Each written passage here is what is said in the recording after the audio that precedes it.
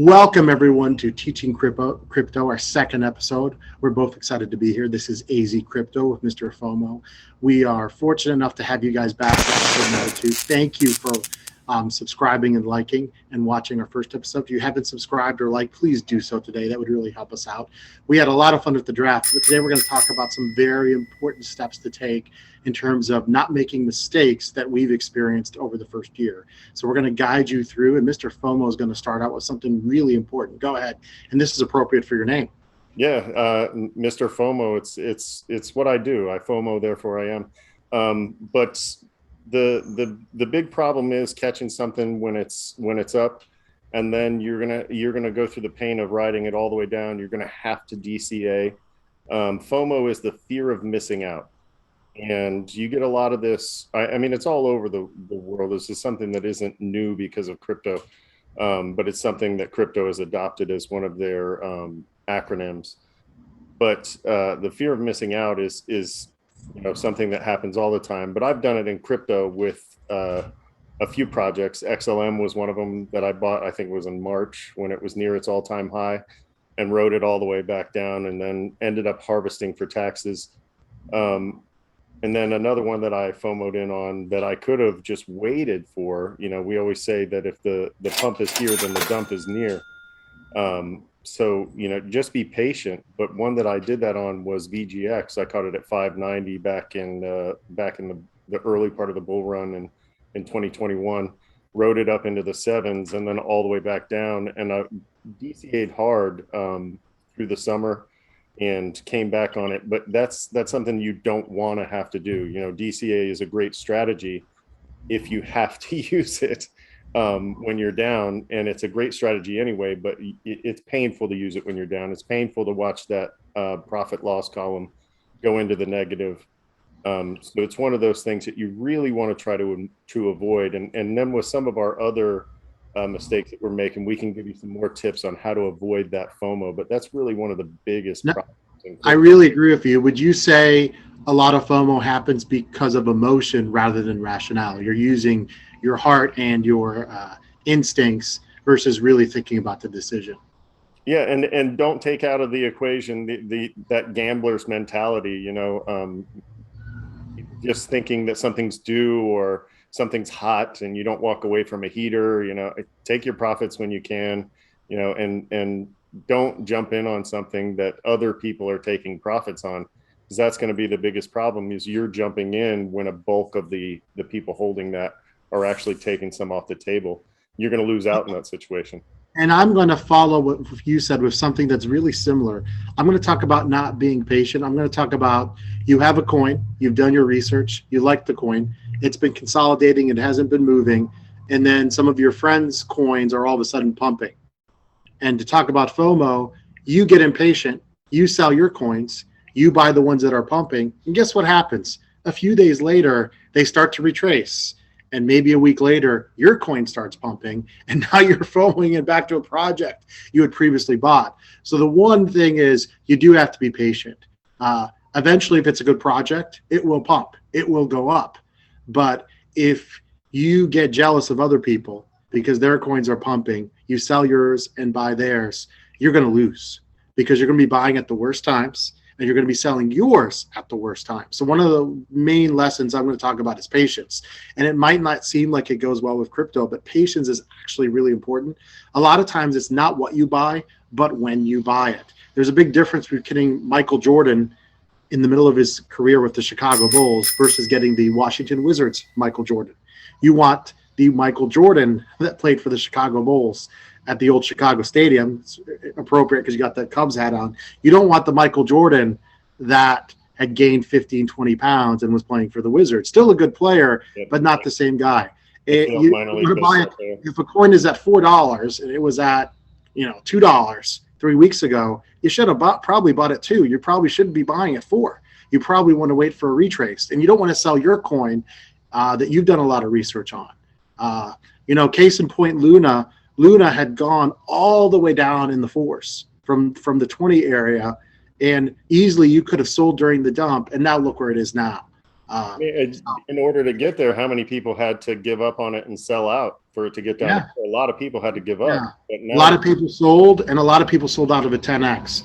So don't chase a pump. Be patient. If you have conviction in your coin, stick with it. DCA if you're down. But the worst thing you can do is constantly be selling at a loss, chasing something that's pumping because you're chasing that dream. yeah, So it's like that movie Office Space, that great scene at the beginning where they're in traffic and the guy switches lanes real quick to catch the lane that's moving, and then that lane stops and the lane he was in just takes off. That's exactly what's going to happen to you. Just be patient. You've done your research, and we'll get to that later. You've done your own research, so stick with it. It'll pump. If it's not moving now, it'll move later. It's one of those things. This market is brand new. There's a lot of money coming in. Just be patient. And so that goes into something I wanted to talk about, is not giving up on something that your research, or giving up, not giving up on something that your research says has no value. You've looked over something, you can tell that there's other competitors, and those other competitors are much stronger. They're in a much better position. They're delivering on their promises. If your coin isn't doing those things, if they've got no news coming, and the tokenomics are bad, or we've discussed some coins before where the tokenomics were just horrible. They had great ideas, but the price of the coin wasn't going to go anywhere because it was tied to something weird. And when you find those things out, you've got to get out as soon as you can, because if you're finding it out, other people are finding it out, and they're going to sell. There are people in this that are, this crypto and investing is cutthroat. And these people, as soon as they know that this isn't the horse you're going to win the race with, they're jumping off that ship and taking their profits with them. And you're going to be left holding the bag. So it's really important that when you're doing your own research, you find out about something that's valueless, or that it has less value than other coins. It's time to get off that ship. I'm glad you said that. And this wasn't one that I had written down, but it kind of goes with not being married to a coin, not falling in love. Because you have to admit when you made a mistake, and you buy something. Let's say you bought something like EDU coin. If you're not familiar, that's a coin that's gone nowhere. Maybe the people had great intentions, but it's never going to go anywhere. You bought it. It's been 9 months. It hasn't moved. It's time to get out, cut your losses, harvest a loss, put your money in something else. So I'm glad you brought that up, because if you can't admit you made a mistake, you're only hurting yourself, and you keep hurting yourself by not making that admission. My other one, and I want to talk about this, is people, you might, if you're watching us, you might follow a lot of people on Twitter. You might follow a lot of people on YouTube. You might be on Discord, Telegram. The worst thing you could do is buy something just because other people are screaming about it. Think about this. A lot of people doing the screaming have that coin. They want it to pump. I mean, it's natural. There are a lot of community coins. But if you see one or two charts, there are millions of charts floating out there saying, hey, this is about to go up 20%. Jump in now. And that's all you're doing, is just jumping in because of that. You're probably making a huge mistake. You might get lucky. And we made that mistake a couple times earlier in the cycle. A couple coins that we didn't really truly believe in, and we got caught holding them in that May dump. And then we had to figure out what to do. We kind of harvested some losses, but I think you really got to be careful. They got to be people you trust that have a track record. But just seeing a bunch of tweets all of a sudden saying, "Hey, now's a great time to buy the Nervous Network," it may pump, it may do nothing, and you might say, "Well, what if it just does nothing for a while?" That could be money that you could be putting somewhere else. No one has unlimited money, unless you're a really true whale. We got to make important decisions of where our money goes. So every wrong decision, it's not just that coin is not making you money, you're missing out on a better project that would be making you money. Yeah. And there are companies on the internet that specialize in these rug pulls. I mean, it's unregulated, so they're going to get away with what they're doing. But there are companies out there that will design a rug pull for you. They won't hide what they're doing. They'll create this fake coin. They'll put it, and by the time it gets out onto social media, they've already got their initial investor base that they wanted in on this, that they want to make money for. Once that thing gets out to social media, they're trying to take your money. They're trying to pull the rug on you and take your money with a bunch of other people that saw it on social media. And it's just not worth it. There's so many of those out there. It's a global market, and there's no way to really control it. And so I think that's really, especially if it's not a top 200 project. That's a project you go on the website. There's no CEO. You don't know what the actual max supply is. The market cap is unclear. You really want to stay away from those projects. I mean, you're trying to catch lightning in a bottle, but usually, I would say 90 to 95% of the time, you're going to lose. And you're talking about some really great red flags there. And that falls right into that next topic: do your own research. You have to be involved in your investments. You have to know where your money's going. You can't sit back and trust Twitter, like you were saying, or any other social network. You can't trust your friends because they're not on the inside of these projects. Somebody comes to you and says, hey, I got this great in on ETH Classic. This thing's going to the moon. Your friend, whatever they do, let's say they're the language arts teacher and they come to you and say, hey, ETH Classic's going to go through the moon. Well, you're going to need to sit down and do your own research on that, because you sit down and you look at it and it's not regular Ethereum. A lot of people get caught up in the name and they say, oh, Ethereum Classic, it's the same thing. It's not. It really, there's a lot of people out there that get caught up in that name recognition. And you really have to take a deep dive. You've got to look at the white paper.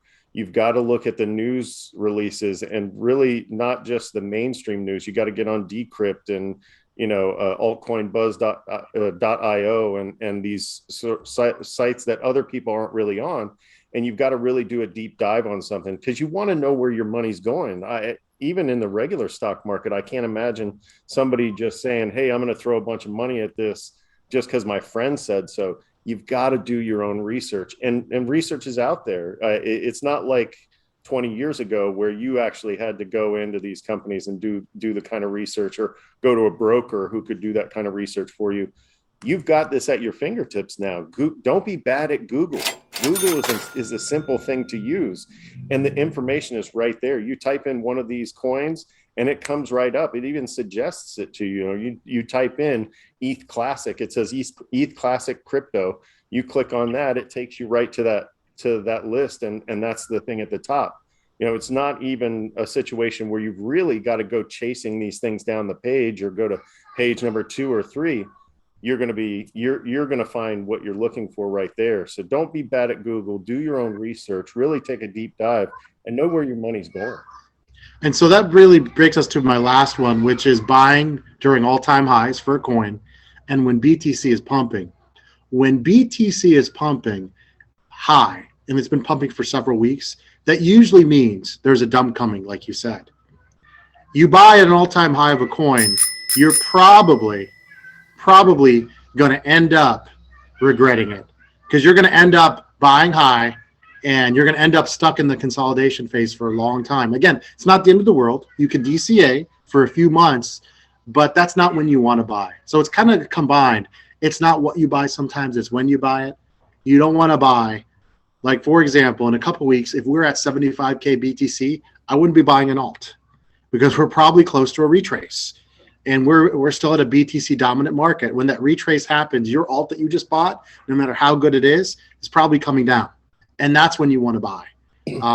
So you want to look and you want to see if something's been retracing for a while. We talked about during our draft, things that have been retracing for a while that have strong fundamentals. Those are good ones. And the one that you pointed out that's done very well since our last taping is DOT. DOT, great fundamentals, 12% on Voyager. Look what it's done. And that's just one example. VGX, my top pick, starting to slowly. We went from 301, we got up as high as 370, 380 last night. So that's just some examples of making sure you know when to buy. You don't just want to buy randomly. Oh, I like this project, let me go buy. No, look at the price action. When was the all-time high? What has it done in the last month? What's the daily volume on that project? What's the current market cap versus what it was a couple months ago? Where is BTC right now? You might think that you're buying at the greatest time, but if BTC is about to dump, you're gonna end up retracing. And again, it's not the end of the world, but then you combine that with the impatience people have, and that's where you get a lot of people with negative balance. There are people that started in January, they're in the red, and it's because they've been making these same mistakes over and over. A lot of people say, well, you're going to be a millionaire if you invest this much in crypto. The reality is you have to follow some basic steps that we're kind of talking about today. Otherwise, you're going to be chasing mistakes over and over again. And so I think hopefully you guys enjoyed this show. We're going to put our Voyager codes in the bottom. Please hit like, please subscribe. We've got some great episodes coming up. So Mr. FOMO, thank you so much. This is AZcrypto, and we're going to sign out. You guys have a wonderful new year, and we'll see you guys in 2022.